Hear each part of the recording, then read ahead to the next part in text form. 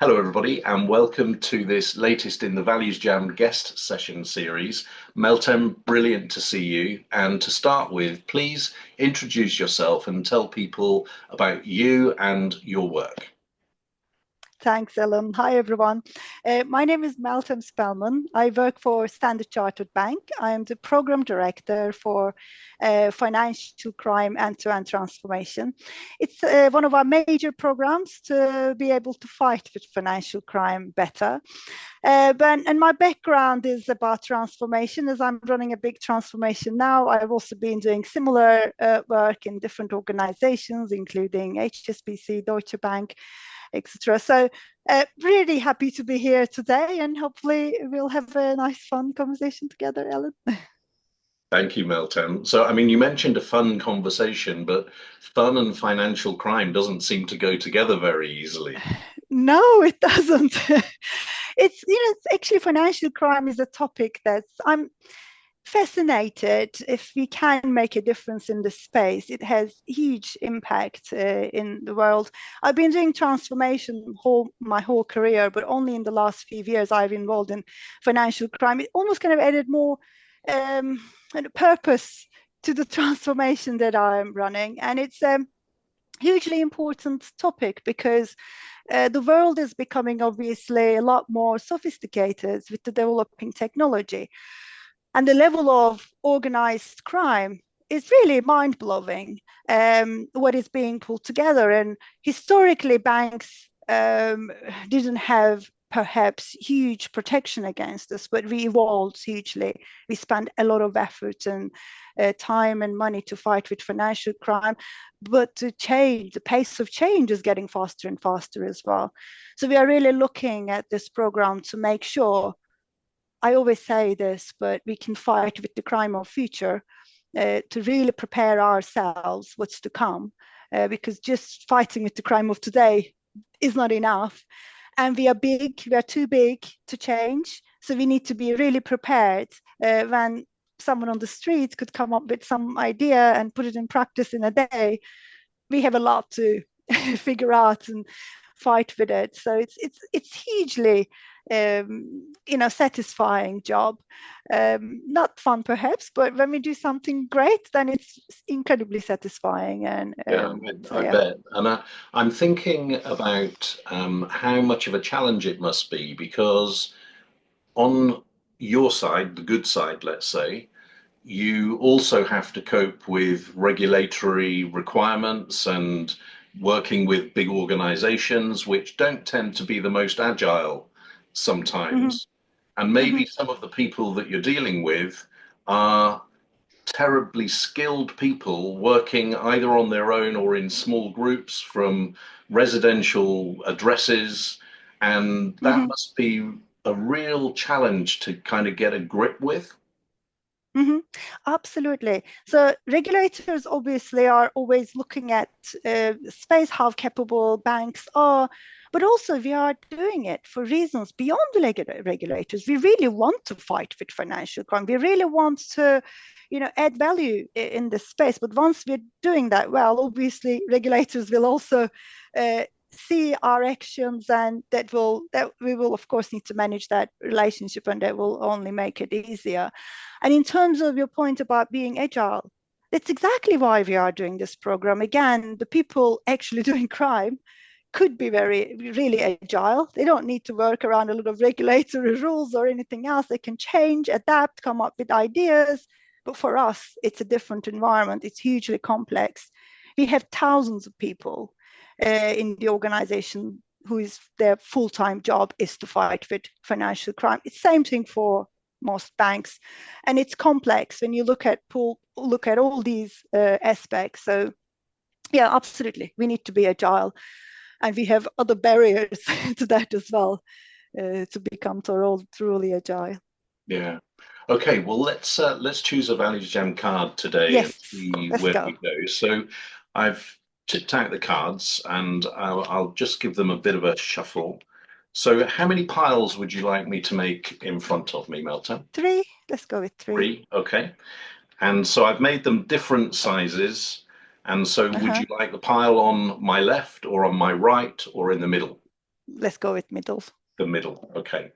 And here we've got 3, 6, 9, 12, 15, 18 cards. So a number between Uh-huh. 1 and 18. 17. 17. That's Yeah. easy on the back. Yeah, John from Okay. back. Yeah. And so the card you've chosen is relationship. Relationships. Oh, okay. And the first question is, what does relationships mean? And what does it look, sound, and feel like? Hmm. Relationships. It's a really nice topic, actually. I mean, there are very different forms of relationships, right? There are partnerships. There are friendships. There is, the people that you interact. But what does it sound and feel like? If I look at more tangible description of relationship, a good one, I think you kind of enjoy the company of a person.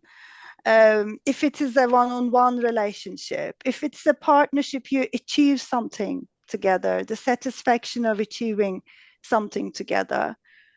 Relationship makes me think about having good communication, someone who can connect better.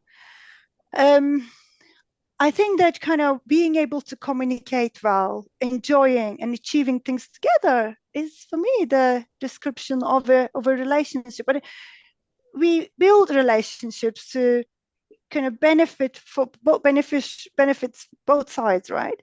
Um, so I think that kind of sense of achievement is a big part of it's sign of actually achieving that in my view. Yeah, it's a great start. This is the first time that this card has been drawn, actually, in Is my. it? Oh, okay. Oh, So thank you for doing that because it is a great value to explore. And uh-huh. one of the key points that you just raised there, I think, is this mutuality of benefit for a relationship to Hmm. be long lasting. Hmm. Both parties or all parties have to feel that there is benefit for everybody Exactly. concerned, right? Exactly. And I always think about that with my relationships. There are, you know, if I look at my relationship with my peers or people above me, my mentors, my coaches, and there are people who are more junior to me, perhaps my mentees. And with each of them, I always have that feeling, perhaps a bit more for people who are above me, who I kind of respect. I want to keep that relationship and who are actually giving their time to me to coach me or mentor me. What am I giving back to them? And sometimes I actually feel really nervous going into a conversation. This person going to give an hour of their life. How am I going to add value here? There is really the kind of a driving force, and I think that's what makes relationship last longer.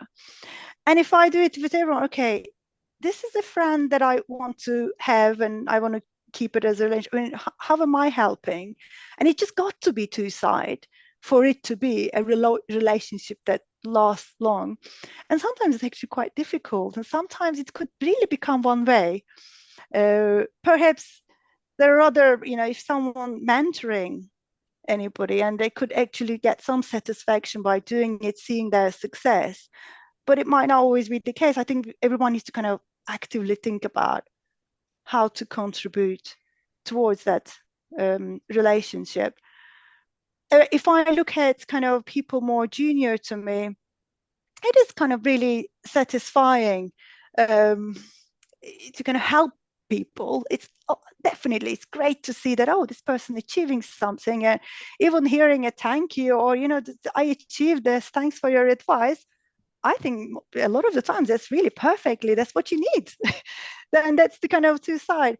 um, Maybe sometimes you got to think a bit more creatively. How do I give that person a benefit and some output from this conversation? And I when I speak to any of my mentees, sometimes I feel that I'm having a good picture of what's happening on the ground. There is the benefit I get as well. So, but it is something that I really actively think about. For I have got like people I want to really keep connected, and how do I make it kind of easy to do for them? Um, but I think the same rules apply for bigger things like partnering with, I'm part of the business, partnering with technology teams, partnering with other organizations, with our vendors, how to keep those relationships really in a healthy way is another aspect. So I think we need to think carefully about relationships, because when we do that, it has incredible impact on our work. And you never know how you benefit from good relationships, really. You just kind of see the positive outcomes, Yeah, sometimes and even the I most think unexpected times.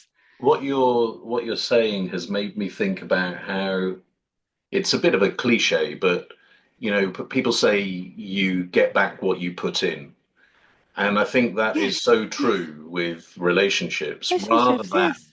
it be like a technical equation that you can work out.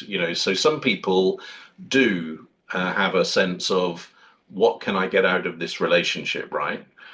Yeah, And they just intuitively, it feels that they actually receive less than those people that are just more exactly. willing to give and look to create value. And then, like you say, Mm, in sometimes in very unexpected ways, you do actually receive the reward, even if you mhm, weren't looking for it in that way.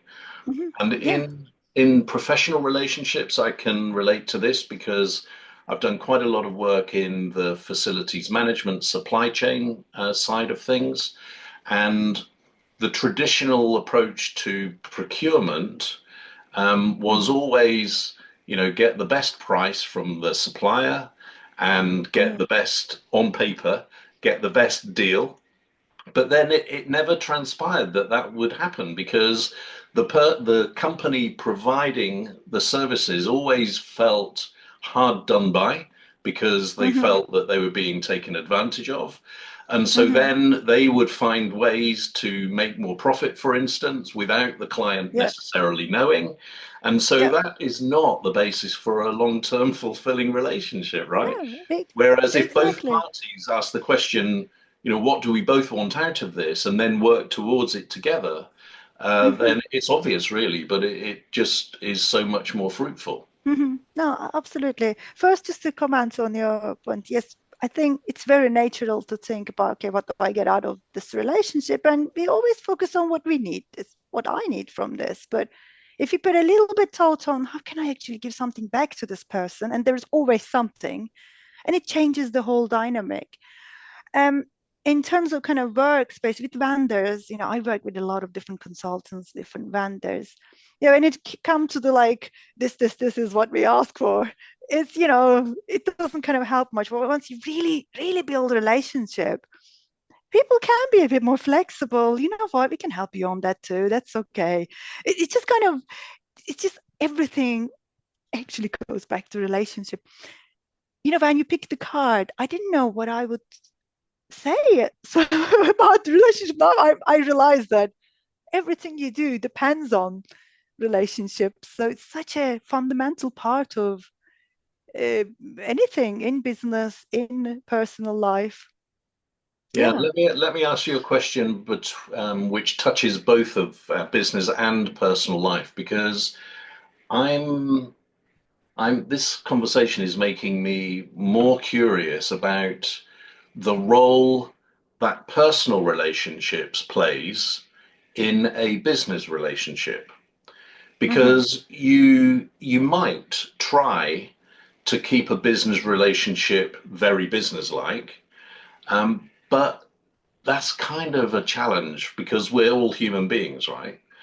Mm-hmm. And Mm-hmm. oftentimes, if I'm thinking back to successful business relationships that I've had, the root of it has been a successful personal relationship. Mm-hmm. So, Mm-hmm. and yet, I would also say that as I was kind of growing up in the corporate environment, your personal relationships were not really encouraged. You were encouraged to represent the business, perform Mm-hmm. your function. So I'd Mm-hmm. be really interested to hear your view on this, where personal relationships touch business relationships. Mm-hmm. Or is it more like where, business relationships also become personal relationships? Is that the way to look at it? I mean, there's the personal relationship, like really personal, like your family relationships, your friends. But where it connects to businesses, I think every single success has some good relationship built in the background to deliver it.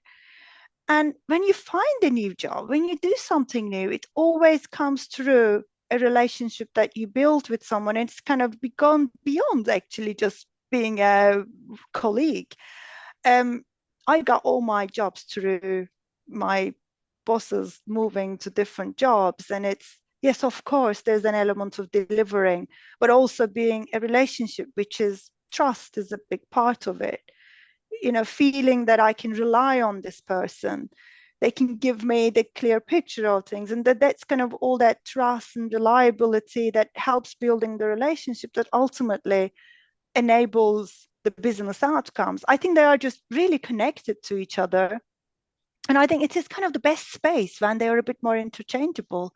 There are teams sometimes I can see they actually in my team it happens. My team it often goes meets on a weekend and do a barbecue, and I love that they actually chose to they spent whole week together and they choose to go on a barbecue on a weekend. Where I totally love that.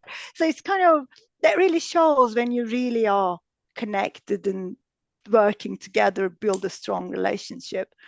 um, and I really feel that both of these can feeds each other Yeah, really, really I well.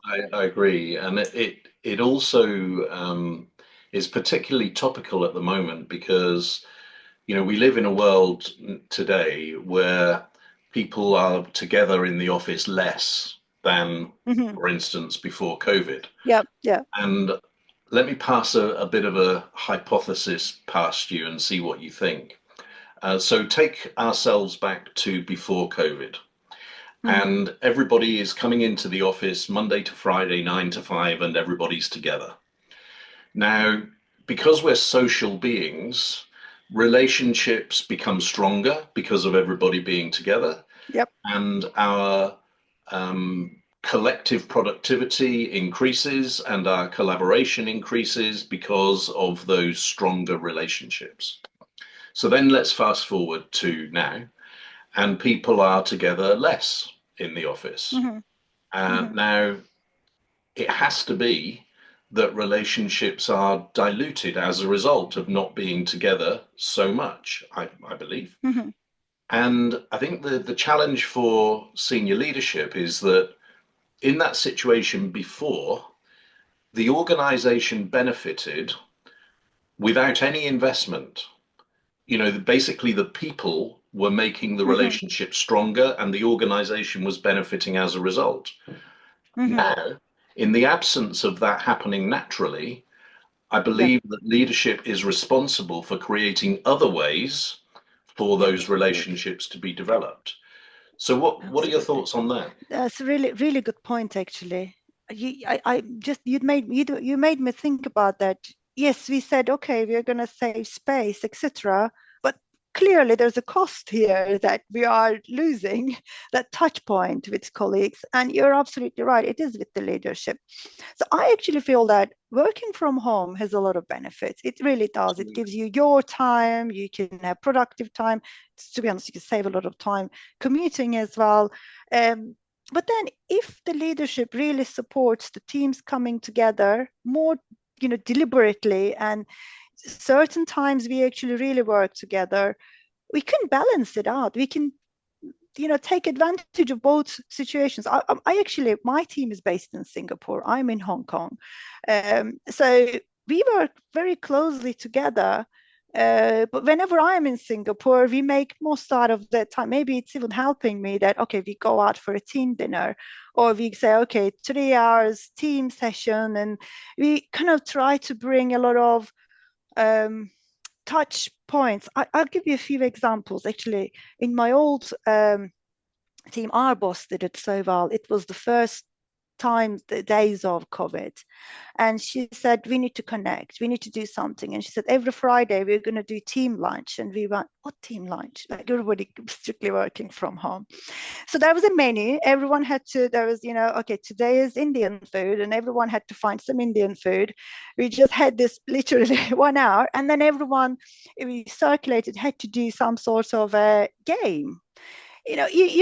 Things like two lie, one truth games, Yeah. where you do kind of, and every other Friday we were coming together as a team. It was so fun having just a little bit of a game, and we were eating.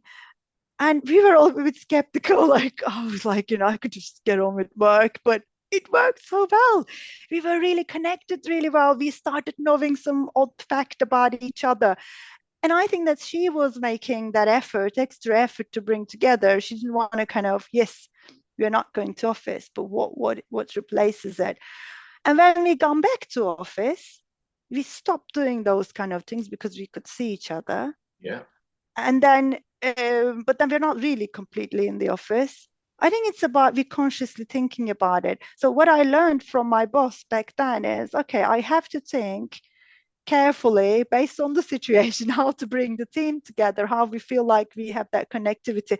It's absolutely on leadership. I agree with you that our leaders also should kind of support that, in what occasion and how the teams are coming together, how people working together. You've We need reminded to me. actively think. I started work with a client just before COVID happened. And so then there was lockdown. And a bit like you've described, I remember joining a Friday quiz session Uh-huh. every week. And after about a month, we had a call of the leadership team. And most of them, actually, the majority of them said that they felt because of these quizzes, and because I think the other thing that people mentioned was they said, before I knew you as your corporate face. Uh-huh. And now I see you in your home on Zoom in your Yeah, normal clothes. And they said, it made us feel that we knew each other personally better than we yeah, did that's before, just yeah, because of this. And so, yeah. and again, this is, and you talked about having fun and being skeptical about that at the beginning. I think that's the bit that I was talking about earlier, where you can have relationships on a purely professional level, but once you Hmm. dive a bit deeper and tap Exactly, into the personal connection, that exactly. benefits the professional connection as well, like we've It, both described. Absolutely. I think it's almost impossible just to only purely connect with someone at a business level Yeah, and you don't know a fact about them. You're yeah, not curious about their life, what they do on a Saturday. Do they yeah. have children? I actually feel genuinely curious. I want to know before I can talk business. I kind of feel like I could not get to know you. And it's really nice. Then you done over time a lot more kind of tolerance to each other. You kind of talk about negative things more easily. You can make a joke about a negative thing. There's a lot more kind of comfort to go and say something could have been quite difficult to discuss. So I think huge value of making every professional relationship a bit deeper, connected a bit strongly. Um, yeah, I totally. So it's really nice topic. I love this topic, Ellen. It's kind of, you never get to think about these values. Well, Um, that's the thing about this card game, and actually we're in space now. This is I feel a bit guilty because before I say this, I know that some people are going to say, "Oh, that's a sales plug," and maybe it is, but I think it's valid even so because one of ValuesJam's target markets is the corporate world. So yeah. because of what we were describing earlier and people being apart, I'm looking for an organization that is progressive enough to recognize that it needs to make a conscious choice to create this Hmm. opportunity for relationships. Yeah. And so imagine an organization around the world with either hundreds or thousands of people in different locations. And Hmm. imagine a program being put in place, which is very simple and says every, say, fortnight, you are required to have a values jam conversation with a colleague somewhere else in the organization, anywhere. Yeah, It yeah, doesn't matter if it's somebody in your location, in your function, it can yeah. be anybody. And then imagine if everybody does that, the number of conversations like this that will happen and the amount of connection that it will create across the organization. Absolutely. I totally love that idea. Imagine maybe even not one-on-one, small groups of Yeah, discussion. yeah, So powerful. I think there are so many benefits from it. One is you actually reflect on a topic you wouldn't sit and think otherwise about it. And then you might actually do something straight away. You could go next day, you know what, I'll actually do, bring the team together more. I'll tell this to my team. Why don't we go for a team? Or maybe you think about a presentation you're going to do with your kind of steering committee member, and you say, how am I going to connect with that person a bit better? Imagine the impact of managing that on your project outcomes, on your work outcomes, or thinking, oh, I never asked my manager about, what they like. you know, just imagine you build a better relationship with your manager. Imagine the impact of that. So yeah, I think there is an immediate benefit out of having such conversations. Think about a key topic, act actively, get immediate takeaways from it. Benefit your work, your direct work would benefit from it. Maybe even above all, you kind of build and build a network. You would end up talking to, if actually HR helps to mix up these, you end up talking to like five strangers in your organization. Then you would have kind of possibly one or two might end up being your, connection. I think it's a brilliant idea, Ellen. I totally love that. well, Yeah. thank you, Meltem.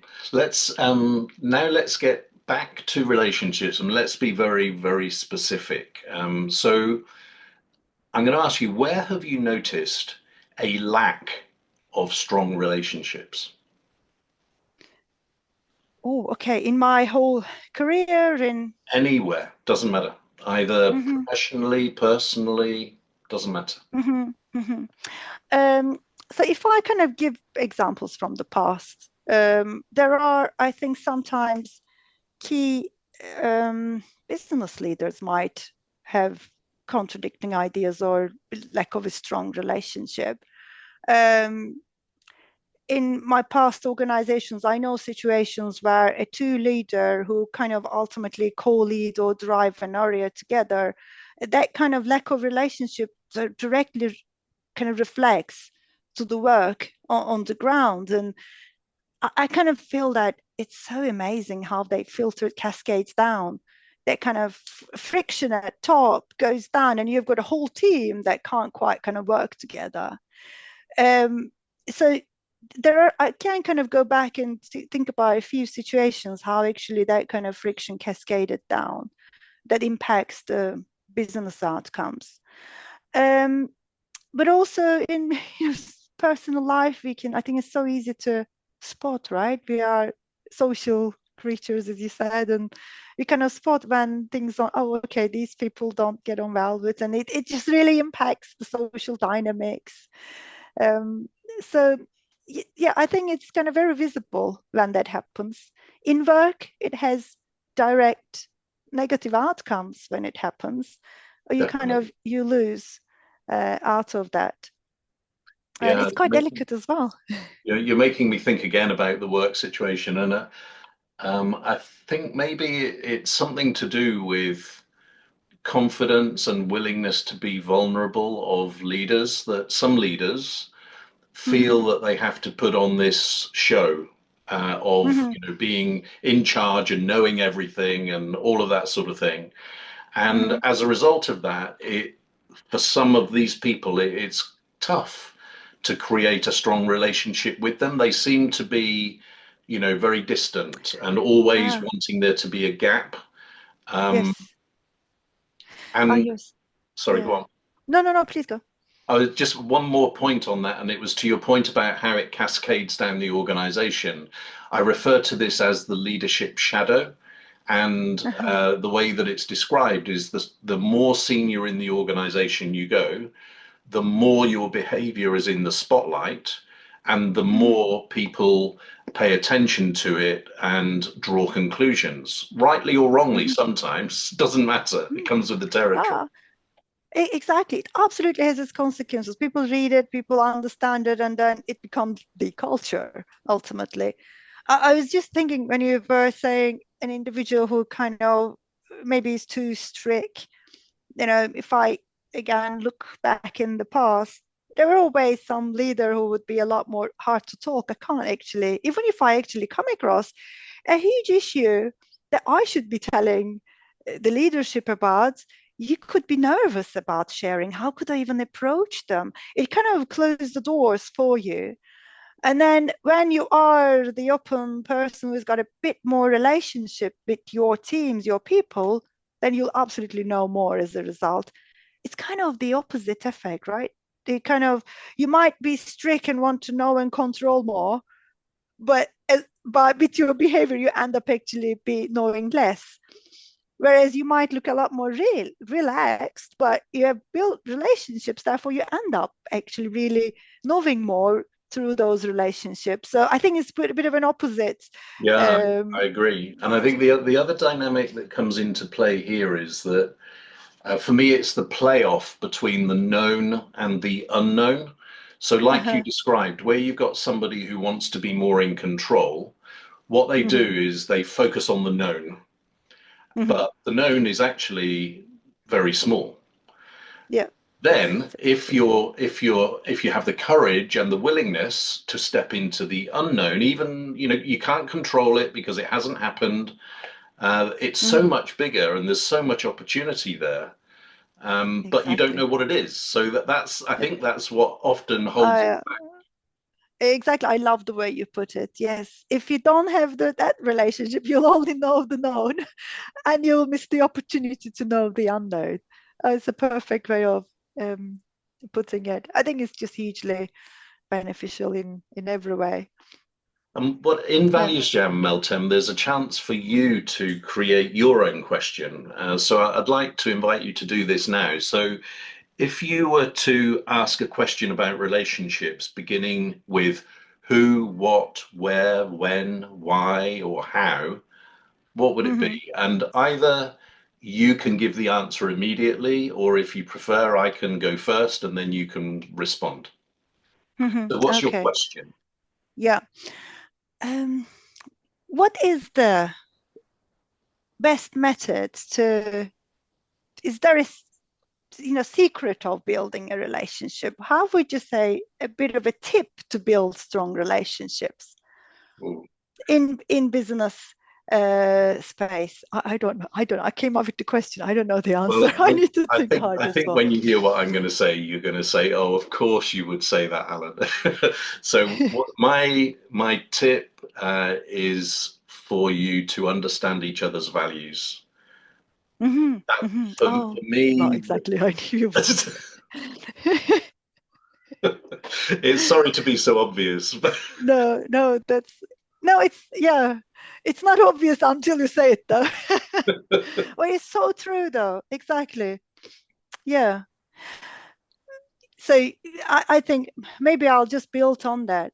If we can find one thing the other person cares about, and there could well be a value or anything else, and perhaps maybe doing something towards that. Maybe my tip would be that whatever person or a group that you want to build a relationship, if you think about what is it that they really would like to hear more or have more, and then what is it that I can do to help with that. Um, it could be perhaps the way if there's a specific value you feel that that person kind of really would like to see more, and how do I demonstrate that value to them to build a relationship? Perhaps that's another way to do it. But yeah. yeah, and also I'm now listening to what you're saying. I think I would add something about that being as personal as you can possibly make it. So you've reminded me of a time when I was running a team, and it must have been the run up to December, because I Uh-huh. remember it was a leadership team meeting, and to start the meeting, I asked everybody. What if you could have anything at all for your Christmas present this year? What would it be? Just to start the meeting. And the guy, and this was a five-star hotel, and the guy that ran the restaurants and bars and all of the catering said that he would like to have lunch with a then very famous chef in London. Uh-huh. And so, as a result of hearing that, I got in touch with this chef's personal assistant and Oh, explained that that had happened in our meeting. And would he be kind enough to have at least a meeting or a phone call with my guy? And he invited me wow. to lunch. No, oh, this is amazing. And it, Gosh. just a small thing. And it's a bit like you were saying. You remember at the beginning of this conversation, you were saying you're really curious and then you want to know how you can add some value. So that was an Mhm. example, I think, of adding value, not at a professional level, at a very Yeah. personal level, but there is no doubt that that strengthened our relationship. We had a wonderful Oh, working no, relationship. no, no doubt you're going to be remembered the rest of his life. It's such a lovely, amazing thing to do. Oh, okay. It's actually, to trying to guess what is that person values and wants. Maybe there's an easier answer here. Just go ask, which you Yeah, did. Yeah, it's real. I should do that with the yeah, people it that I could, work with. We should. and again, it's this curiosity thing, isn't it? And also, um, not prejudging or expecting a particular outcome, Mhm. but Yeah. just, have you ever thought about your core values? What's really important to you? You've Uh-huh. reminded me again with ValuesJam, Meltem, that I've learned that this happens. What happens is that sometimes memories from maybe a long time ago suddenly pop up into your mind. And I ended up speaking to a psychologist in New Zealand who said that because ValuesJam conversations go quite deep, what might be Uh-huh. happening is that previously lapsed neural pathways might be being sparked, which means that Oh. the memory is surfaced again rather than being kind of Uh-huh. deep or hidden. So, the one that's just popped in my mind, I was asked to give a talk about values to some teenagers. Uh-huh. And I arrived and they were quite noisy. Like, Yeah. and I just thought, if I say the word values, they're just not going to get it and I'm not going to get anywhere. And I had this just a light bulb idea. And so I said, Uh-huh. guys, you've got to be quiet a minute, take a seat. Um, and then I just said, we've got a talk to do, but first I want to ask you to do something. If you had one word tattooed on your body, what word would it be? Oh gosh, this is a very smart way of asking this.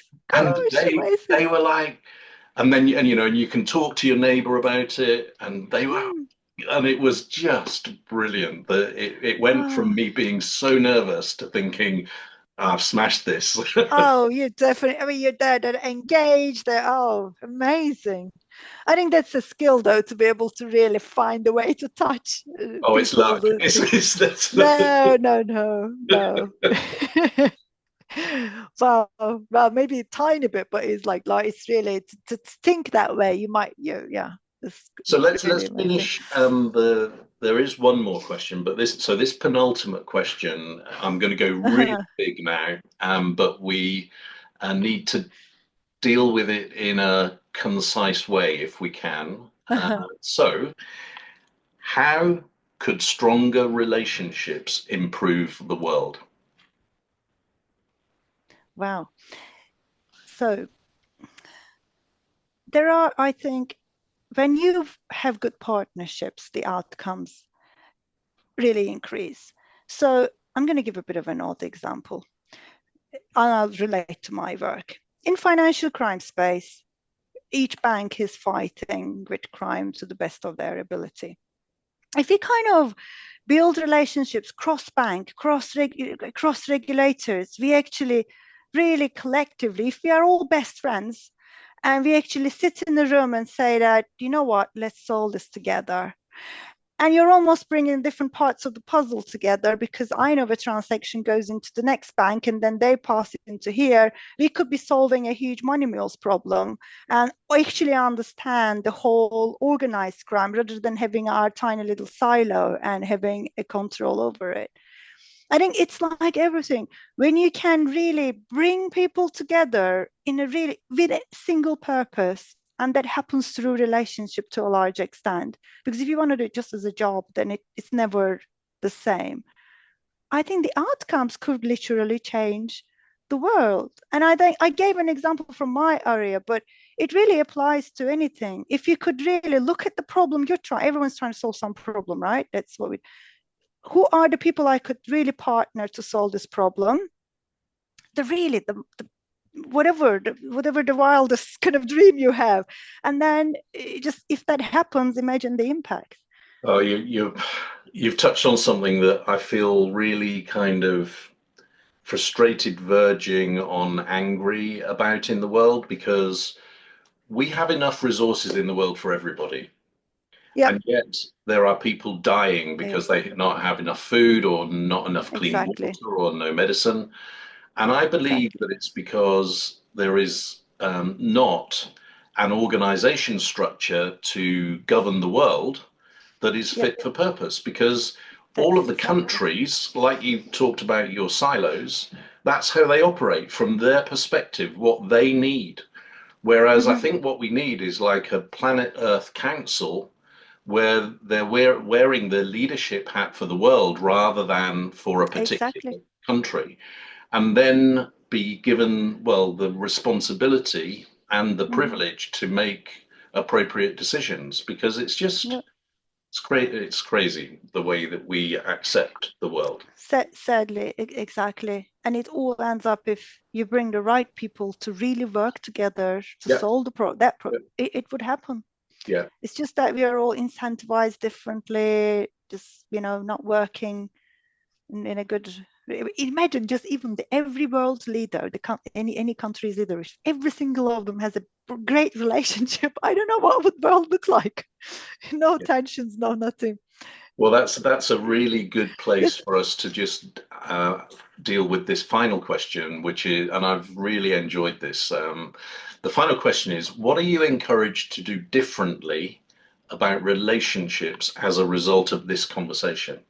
yeah, I think I'm going to add relationships into my values. We built Wow. my values kind of 4 years ago, maybe more. Um, and I think it's time to kind of bring relationships and have a bit of think a bit more. I should be regularly thinking, actively thinking about relationships with my own team beyond. I think this just made me realize that it is such a key topic Okay. for personal and professional life. Wow. Mine is the calls that I have today. I'm going to remind myself at the beginning of each call with the question, what value can I add to this relationship? And do that in Oh, a yeah, very conscious, concrete way. yeah, So I'm really, I've got the calls, I can see them on my calendar now, not, in my imagination. And so I'm really looking forward to what difference that can make because of this yeah, conversation with you. So thank you. yeah. No, thank you, Ellen. It's really amazing. It's just really inspiring. A great conversation. Thanks for having me today. Thanks, Meltem. Bye. Thanks.